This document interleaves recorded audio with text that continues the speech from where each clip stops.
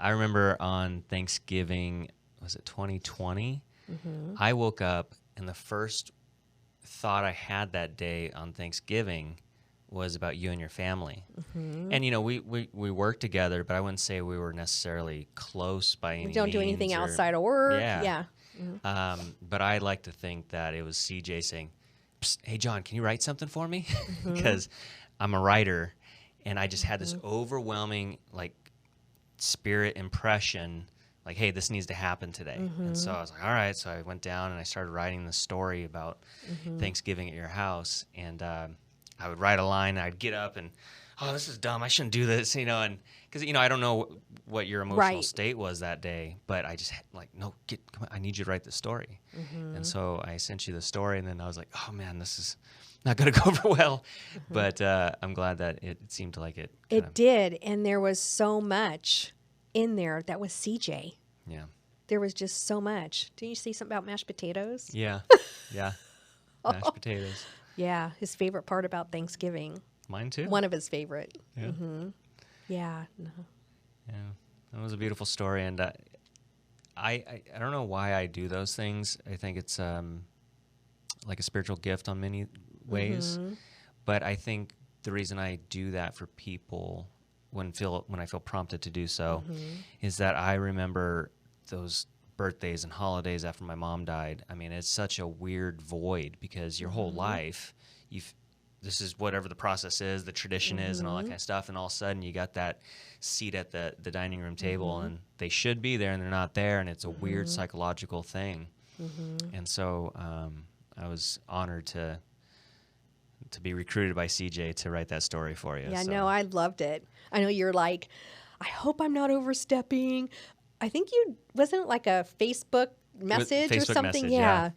But no, that was like a wonderful gift. Yeah. A wonderful gift. Good. So I'm glad that he was there that day. Me too. And kind of help you get through that. Because didn't you say that was his favorite holiday? Favorite holiday. Yeah. Favorite. In fact, he started we usually have 40 people. Wow.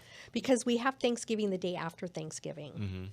And we started that probably 15, 20 years ago because with the boys and their significant others and kids, it was like ridiculous having to have like 2 Thanksgiving dinners in one day. So he said, as long as we're giving thanks, what does the day matter? Right. So let's do it on Friday so everyone could come and friends can come. And so he started inviting people like in September.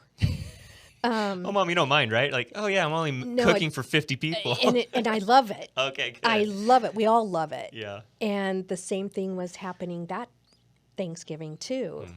We probably had about 40 over. Same thing happened this one. Oh, we had to remember, oh, shoot. It's like the end of October, and we haven't invited anybody because CJ always did all the inviting. And we always somehow incorporate him into things, and it could be something very simple as a toast. Or we've never quite done the empty seat because he's with us. And I also don't decide all those on my own. I bring the whole family in, including his boys, and say, what do you think? Is there anything special you want to do or not? Yeah. So. And that's awesome that you, it's a group activity coming together like that. Yeah. And honoring a spirit. We are one big group activity. I know. Well, and that's the beauty of family. Like, you know, I think in today's world, you know, the family's under attack. You know, it's like it's almost like having a family's frowned upon kind of thing, you know, but I mean, that is the most beautiful treasure that I think God gives us on this earth is family.